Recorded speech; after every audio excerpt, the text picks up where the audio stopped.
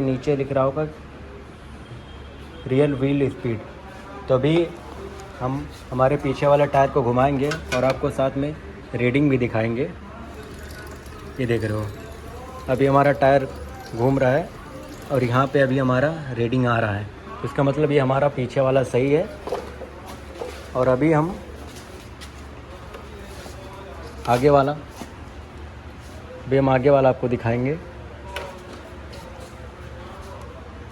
देखो, अभी हम टायर घुमा रहे हैं।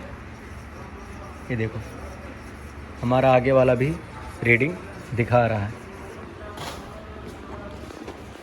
तो आप भी कुछ ही इस तरीके से अपनी गाड़ी का ABS केबल चेक कर सकते हो। हमारी गाड़ी का फ्रंट केबल गया है या बैक केबल गया है।